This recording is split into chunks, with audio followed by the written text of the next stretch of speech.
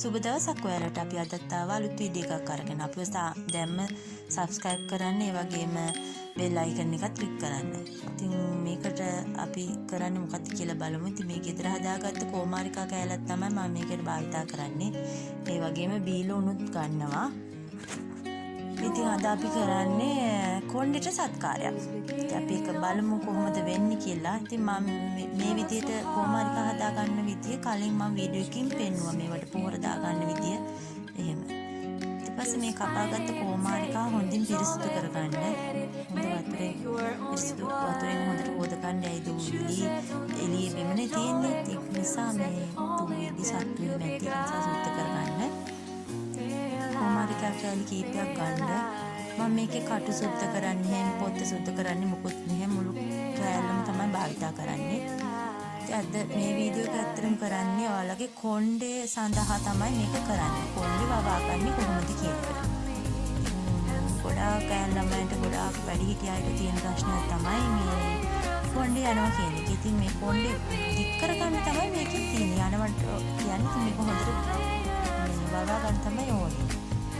මේ තියෙන්නේ බීලුණු ගෙඩි කීපයක් ගන්න. ඊට පස්සේ හොදාගත්ත කෝමාරිකා ටික හොඳට කපා ගන්න පොඩි කෑලි වලට. ඔයාලට කොණ්ඩේ වවා ගන්න ගෙදරදීම කරගන්න පුළුවන් දෙයක් තමයි මේක. ඉතින් මගේ channel එකේ මම ගොඩක් වෙලාවට ඔයගොල්ලන්ට ඉදිරිපත් කරන්නේ do it yourself Amila's DIY world. ඉතින් ගෙදර ඉඳන් කරගන්න දෙයක් තමයි කියලා දෙන්නේ. ඉතින් මම පහුගිය දවස්වල ඔයගොල්ලන්ට ඉදිරිපත් කරේ ගොඩක්ම ගොතන වීඩියෝ කීපයක්. ඉතින් ඒට අතර මම හිතුවා මේ වගේ දේකුත් ආපහු ඔයගොල්ලන්ට මතක් කරන්න ඕනි කියලා. ඒ නිසා තමයි මේක ඉදිරිපත් කරන්නේ. ඉතින් මගේ ගොතන වීඩියෝස් නැති වෙන්නේ නැහැ. ඒවත් මම ඉදිරිපත් කරන්න බලාපොරොත්තු වෙනවා.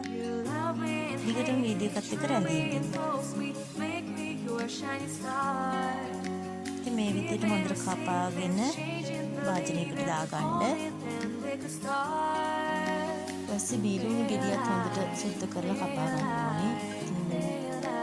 සේරම කෝමාරිකා කෑලි ටික කපලා වාජනයකට දාගන්න. ගොඩාක් ලොකු කෝමාරිකා වල ගොඩාක් කටු තියෙනවා. අතේ යන්නේනවා කපලා අයින් කරගන්න. ඉතින් මේක ගොඩලා කෝමාරිකා කීපයක්. මම හිතන්නේ ගෙදරක තියෙන්න ඕන දෙයක් තමයි කෝමාරිකා ගහක් කියන්නේ. මේ කෝමාරිකා කියන්නේ ඇත්තටම ගොඩක් හමට ආරක්ෂා කරන දෙයක්.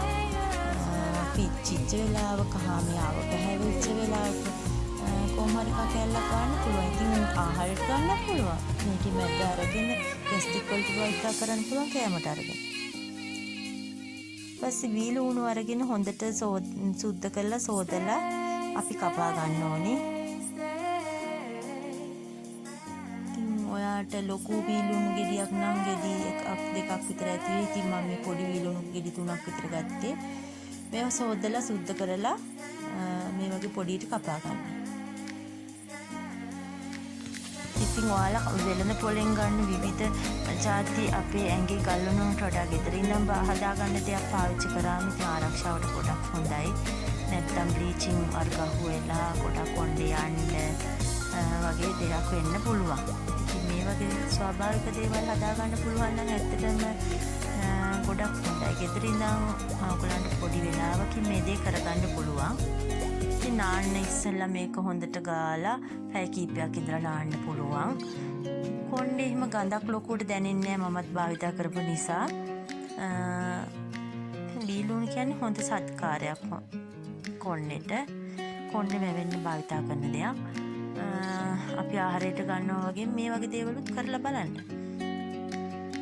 ඉතින් ඒකත් එක්කම කෝමාරිකා දැම්මම කොණ්ඩෙට වෙන හානිය අපි අවම කරගන්න පුළුවන්. හානියක් වෙන්නේ නැහැ. ඇත්තට මේ නමුත් කොණ්ඩෙට අර කන්ඩිෂන් එකක් දැම්මා වගේ වෙනවා කෝමාරිකා එකතු කරාම.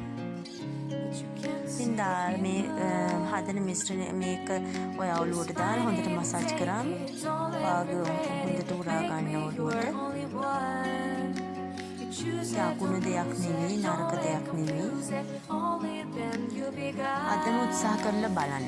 ඊට පස්සේ මේ කපාගත්ත ලුණු ටික මේ වගේ භාජනයකට දාලා හොඳට තලා ගන්න ඕනේ.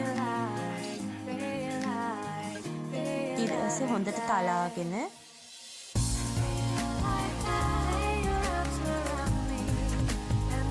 තලාගෙන හොඳට තලා ගන්න. තලාගෙන අපිට මේ කිස්මට එක තමයි ගන්න ඕනේ.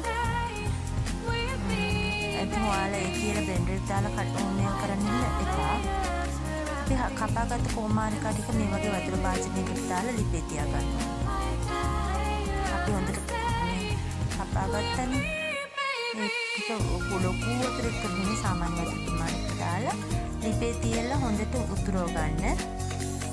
ඊට පස්සේ උතුරගෙන එනකොට මේක ආව පැහැලෙනවා. ඔයගලන්ට දකින්න පුළුවන් මේ කොමාරිකා කෑලි නම් පාට වෙනස් වෙනවා. කොළ පාට නැති වෙනවා. ඉතින් මේක උණු වීගෙන වතුර කුතුරගෙන ලාවට එනකොට දිලුණු තලාගත්ත ටික අපි දාගන්න. ඉතින් දිලුණු තල්ලා කරන්නේ ඒක ඇතුලේ තියෙන ඉස්ම ටික එළියට ගන්න එක. බ්ලෙන්ඩර් කරාම වෙන්නේ එතන කැපිලා කුඩු වෙලා යන එකක් වෙන්නේ. ඉතින් තාලන එකේ බ්ලෙන්ඩර් කරන එකේ වෙනසක් තියෙනවා. ඔයගොල්ලන් බ්ලෙන්ඩර් කරලා ඉස්ම එක ගන්නවට වඩා හොඳ තාලලා මේ වගේ ඉස්ම ටික ගන්න එක. ඊට පස්සේ මේ අපි උතුර ගන්න කොමාරිකා භාජනයේට මේක දාලා මෙන්න මේ වගේ උතුරන්න අරිනවා. උතුරනකොට මේ දෙකෙන් පාට ආව පැහැවෙනවා. ඊපස්සේ අරගෙන හොඳට භාජනයකට මේක පෙරලා ඒ වතුර ටික අපි ගන්න ඕනේ. ඉතින් මේක රස්නේ තියෙන නිසා මේක ගන්න අමාරුයි. පොඩ්ඩක් නිමුණට පස්සේ මේ කෑලි ටික හොඳට මිරිකලා ඒ ස්මෙල් ටිකත් ගන්න. ඊපස්සේ මේ වගේ හිස් බෝතලයක් අරගෙන හොඳට සෝදලා ස්ප්‍රේ කරන්න පුළුවන් බෝතලයක් ගන්න. ඉතින් ගෙවල් වල ෂැම්පූ එකක් ගෙනාපු බෝතල් ඇති. නැත්නම් වෙනත් පොලේ තියෙන අලුත් එකක් වුණත් ගන්න පුළුවන්. අරගෙන හොඳට සෝදලා සුද්ධ කරලා මේ හදාගත්ත දියරය අපි මේ බෝතලෙට පුරව ගන්න ඕනේ. පුරවලට අරන් තියලා ගන්න පුළුවන්. ඊට පස්සේ මේක හොඳට ඔළුවේ ගාලා හොඳට මසාජ් කරලා පැය කිහිපයක් තියලා හොදලා අරින්න පුළුවන්.